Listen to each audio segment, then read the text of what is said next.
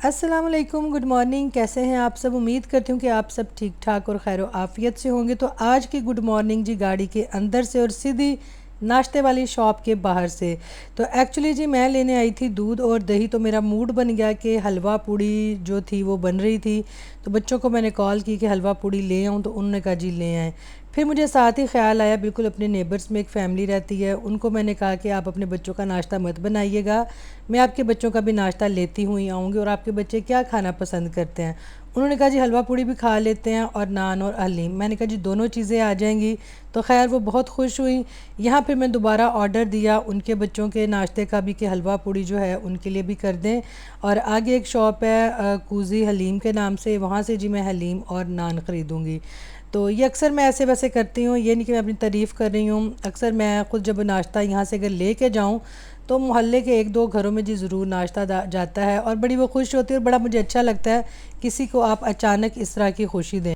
तो यहाँ जी बस मैंने ऑर्डर दे दिया हुआ था और वेट कर रही थी। यहाँ से मैंने दही भी लिया, दूध भी लिया और दो बड़े मग्गे जी मैंने कहा मुझे लस्सी के भी दें।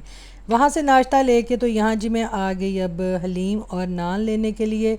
ये भी मेरे शहर की जी बड़ी फ़ेमस शॉप है, अक्सर यहाँ पे रश रहता है। बिरयानी भी यहाँ से मिलती है और यहाँ से एक दो दफ़ा मैंने बच्चों के लिए हलीम और नान लिए थे। इतना बच्चों को वो नहीं पसंद, बच्चे नॉर्मली चने खाते हैं शौक़ से नान के साथ, पर कई लोग जी हलीम भी खाते हैं। तो यहाँ जी मैं घर आ गई, रास्ते में उनको मैंने नाश्ता दिया, बड़े ही वो खुश हुए। कहते आज हमारा मूड था कि हम नाश्ता बाहर से मंगवाएं, पर आपकी उसी टाइम पे कॉल आ गई। तो इस टाइम पे जी हम कहते ना कबूलियत की घड़ी सी कुछ होर ही मांग लेंदे। पूरा पाकिस्तान अगर मांगते तो पाकिस्तान मिल जाना था। मैं कहा बिल्कुल जी आपको पाकिस्तान मिल जाना था। उसके बाद जी मैं आ गई बाज़ार और जब बाज़ार आई तो बाज़ार में मुझे इतना प्रोटोकॉल नज़र आया, गाड़ियाँ ही गाड़ियाँ। कोई स्पेशल बंदा था जी, बड़ा पूरा पुलिस का वो कहते हैं ना मोटरसाइकिल पे स्क्वाड था और एम्बुलेंस वगैरह थी, 112 वाले थे, ट्रैफिक वालों की पूरी गाड़ी थी। बाकायदा वो हाथ से गाड़ियों को कह रहे थे कि परे हो जाएं और रास्ता छोड़ दें, पर ये जी आपकी सना जी थी, हमने अपना रास्ता नहीं छोड़ा, हम अपनी लाइन में ही रहे। ये देखें कितना था, पता नहीं अब कौन कोई ख़ास इतना बंदा था कि इतने इस प्रोटोकॉल के साथ जी वो जा रहे थे। और यहाँ जी मैं बाज़ार आई थी। बाज़ार में क्यों आई थी? बड़ी स्पेशल एक बड़े प्यार के काम से आई थी। जैसे कि बच्चे हॉस्टल में हों और आपको पता है वो अपनी खुराक का खाने पीने का ध्यान नहीं रखते। मैं अक्सर अपने बेटे को कहती हूँ कि बाहर से फ़्रूट लेके आप खा लिया करें, पर जैसे कि असाइनमेंट बनानी होती है, यूनिवर्सिटी में टाइम लेट हो गया तो बच्चे जो हैं वो खाना पीना अपना आगे पीछे कर जाते हैं। तो आखिर मैंने यही सोचा कि बेटा जी आपको फ़्रूट मैं यहीं से लेके भेज दूँगी, अपनी पसंद का चुन चुन के अपने हाथों से अपने प्यार के साथ। क्योंकि वहाँ जाता कहता माँ मुझे समझ नहीं आती कि फ़्रूट का रेट क्या है, या फ़्रूट यहाँ पे इतना अच्छा भी मरकज़ के नहीं मिलता। तो मैंने कहा चले बेटा जी आप फ़िक्र ना करें, आप अपनी पढ़ाई पे तवज्जो दें, माँ आपको सोना चुन चुन के फ़्रूट भेज देगी। अमरूद देखें जी बड़े कच्चे कच्चे मैंने इसलिए चुने कि अगर कल मिले तो वो ख़राब ना हो।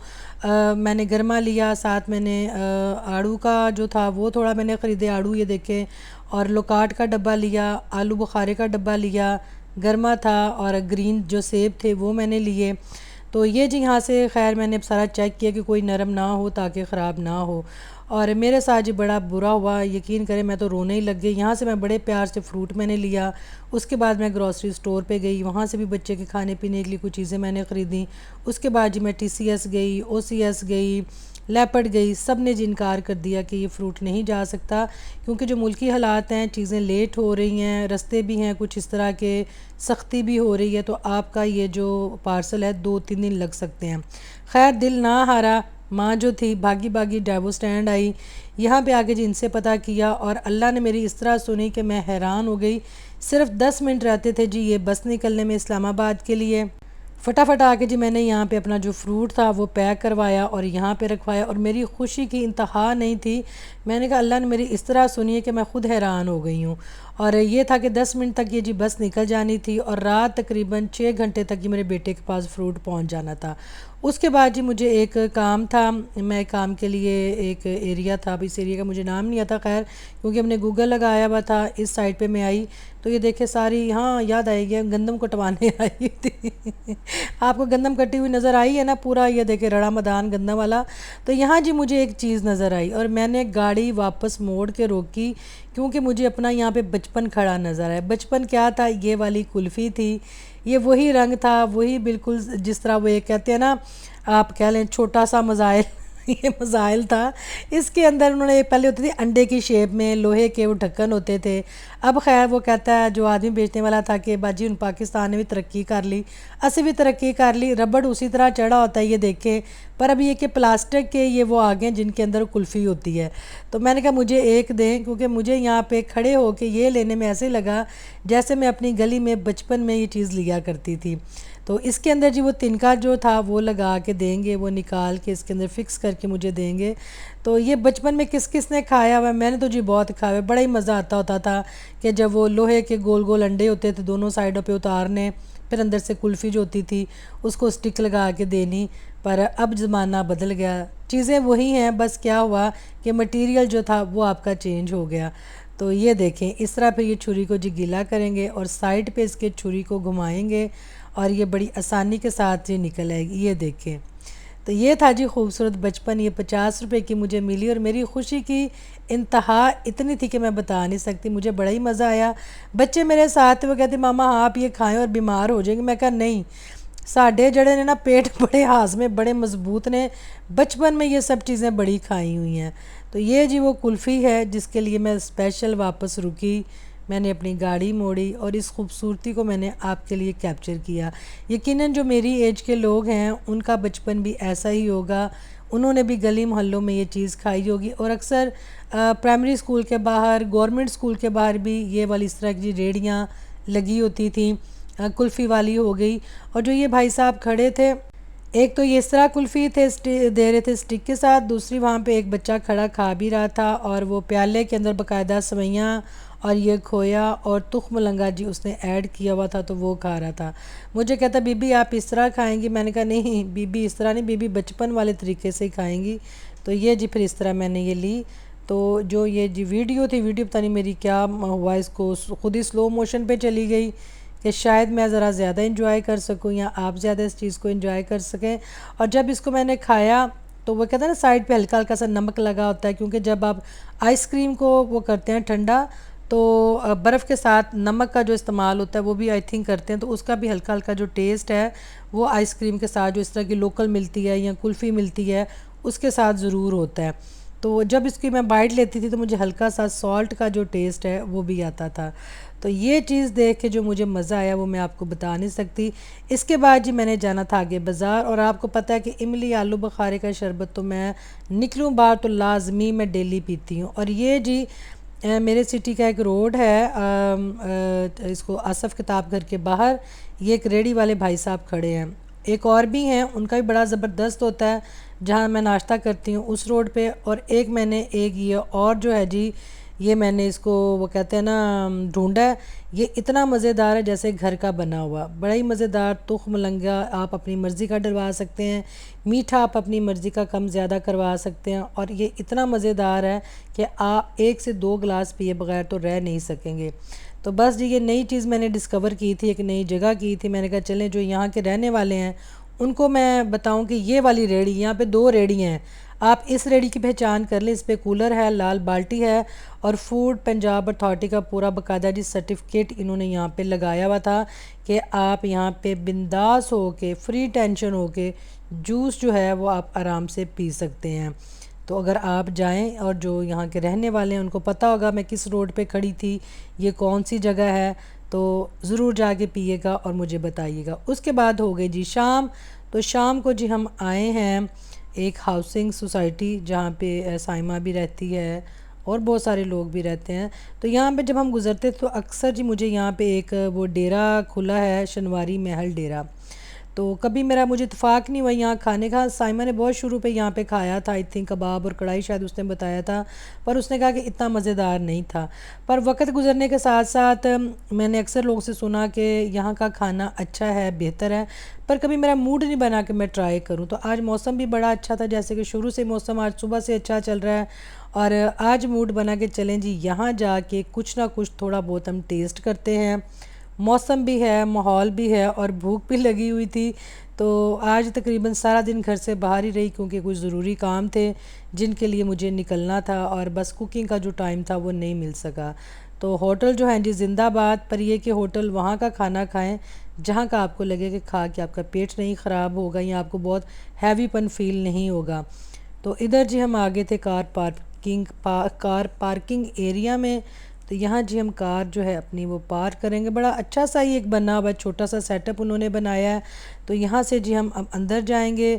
तो स्टेयर की तरफ जाने से पहले मुझे ये सैलड नज़र आया, जो कि ये भाई साहब यहाँ पे बिल्कुल जो फ्रेश सलाद थी उसकी जो प्लेट्स तैयार कर रही थी।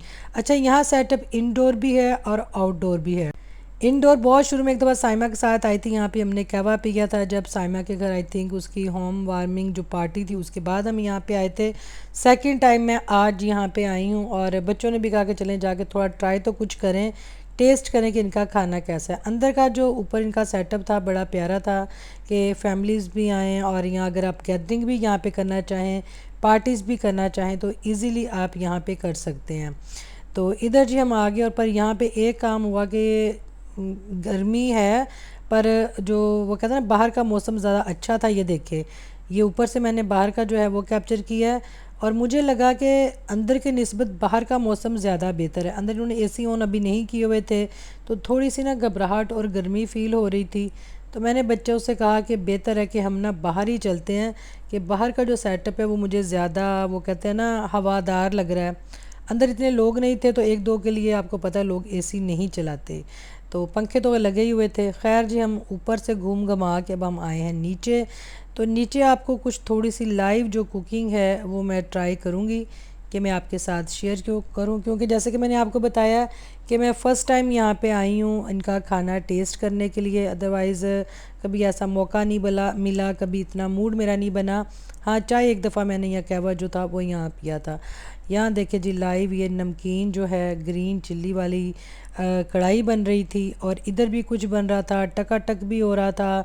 साथ ये जी बारबेक्यू भी हो रहा था जिसके अंदर कबाब थे, टिक्के थे, चिकन कबाब था। ये बड़ा मज़ा आता है जी लाइव कुकिंग देखने का।